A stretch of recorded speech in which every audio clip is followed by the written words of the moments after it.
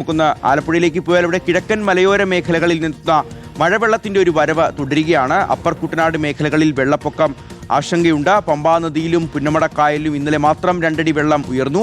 ജില്ലയിൽ പലയിടങ്ങളിലും കടൽക്ഷോഭവും ശക്തമാണ്.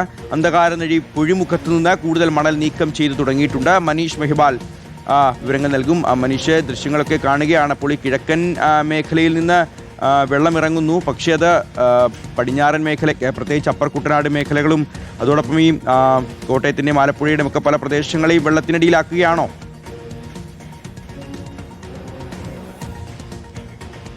ഷിയാസ്, അതിശക്തമായ മഴ കണക്കാക്കിക്കൊണ്ടാണ് ഇപ്പോഴത്തെ ആലപ്പുഴ ജില്ലയിലെ മുഴുവൻ വിദ്യാഭ്യാസ സ്ഥാപനങ്ങൾക്ക് ഇന്ന് രാവിലെയാണ് ജില്ലാ ഭരണകൂടം എല്ലാ പ്രൊഫഷണൽ സ്ഥാപനങ്ങൾ ഉൾപ്പെടെയുള്ള എല്ലാ വിദ്യാഭ്യാസ സ്ഥാപനങ്ങൾക്കും അവധി പ്രഖ്യാപിച്ചിട്ടുള്ളത്. ഇന്നലെ രാത്രിയിൽ 2 താലൂക്കുകൾക്ക് മാത്രമായിരുന്നു. കുട്ടനാട്, ചെങ്ങന്നൂർ താലൂക്കുകളിലെ വിദ്യാഭ്യാസ സ്ഥാപനങ്ങൾക്കും ദുരിതാശ്വാസ ക്യാമ്പായി പ്രവർത്തിക്കുന്ന സ്കൂളുകൾക്ക് മാത്രമായിരുന്നു അവധിയെങ്കിൽ ഇന്ന് രാവിലെ പക്ഷേ മുഴുവൻ സ്കൂളുകൾക്കും അവധി പ്രഖ്യാപിച്ചിട്ടുണ്ട്. ജില്ലയിൽ അതിശക്തമായ മഴ നിലവിലില്ല. പക്ഷേ വരുന്ന മണിക്കൂറുകളിൽ അതിശക്തമായ മഴ ഉണ്ടാകുമെന്നാണ് പ്രവചനം.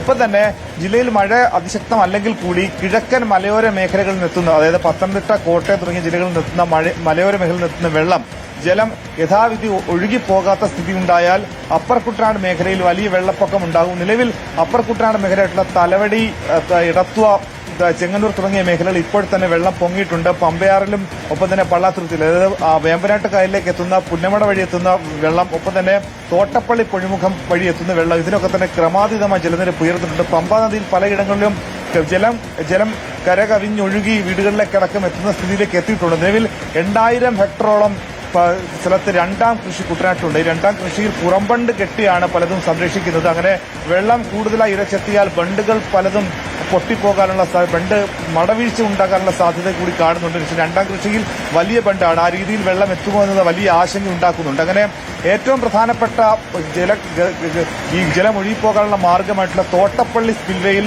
40 ഷട്ടറുകളിൽ 39 ഷട്ടറുകൾ തുറന്നിട്ടുണ്ട്. ഒപ്പം തന്നെ പൊഴിമുഖത്ത് സ്വാഭാവികമായി തന്നെ 150 മീറ്ററിലധികം ഭാഗത്ത് മണൽ നീക്കം ചെയ്തിട്ടുണ്ട്. ഇനി അധികം ഭാഗത്ത് വീതി കൂട്ടി മണൽ പോകണമെന്നുണ്ടെങ്കിൽ JCB ഉപയോഗിച്ചത് മാറ്റും. ഒപ്പം തന്നെ അന്ധകാരനഴിയിലും മണ്ണ് മാറ്റും.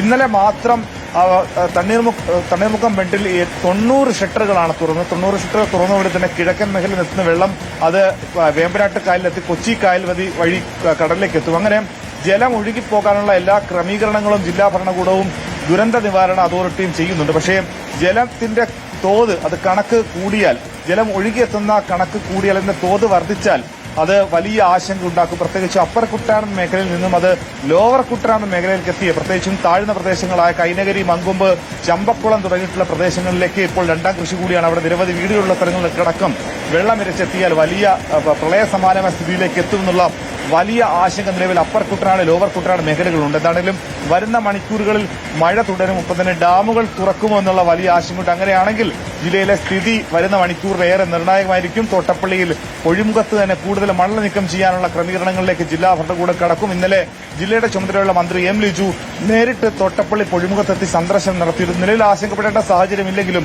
വരുന്ന മണിക്കൂറുകളിൽ മഴ തുടർന്നാൽ കിഴക്കൻ മലയോര മേഖലയിൽ നിന്ന് വെള്ളം ഇരച്ചെത്തിയാൽ ജില്ലയിലെ സ്ഥിതി ആശങ്കാജനകമാകുമെന്ന് കൂടി ജില്ലാ ഭരണകൂടം വ്യക്തമാക്കുന്നുണ്ട്. മനീഷ്, വളരെ പ്രധാനപ്പെട്ട മണിക്കൂറുകളാണ് അപ്പോൾ വരാനിരിക്കുന്നത്. അപ്പോൾ പ്രിയപ്പെട്ടവരെ ശ്രദ്ധിക്കുക, 2 താലൂക്കുകൾക്ക് മാത്രമായിരുന്നു ഇന്നലെ ആലപ്പുഴയിൽ അവധി പ്രഖ്യാപിച്ചിരുന്നത്. പക്ഷേ ഇപ്പോൾ ആലപ്പുഴയിൽ എല്ലാ വിദ്യാഭ്യാസ സ്ഥാപനങ്ങൾക്കും അവധി പ്രഖ്യാപിച്ചിട്ടുണ്ട്. ശക്തമായ മഴയും മൂഴിയാർ ഡാം തുറക്കാനുള്ളൊരു സാധ്യതയും മുന്നിൽ കണ്ടുകൊണ്ടാണ് ഇപ്പോൾ രാവിലെയാണ് ഈ ഒരു അവധി പ്രഖ്യാപിച്ചിട്ടുള്ളത്. ജില്ലയിലെ പ്രൊഫഷണൽ കോളേജുകൾ ഉൾപ്പെടെയുള്ള എല്ലാ വിദ്യാഭ്യാസ സ്ഥാപനങ്ങൾക്കും ശ്രദ്ധിക്കുക, ആലപ്പുഴയിലാണ് അങ്കണവാടികൾക്കും ട്യൂഷൻ സെന്ററുകൾക്കും എല്ലാം അവധി ബാധകമായിരിക്കും. പൊതുപരീക്ഷകൾക്ക് അവധി ബാധകമല്ല.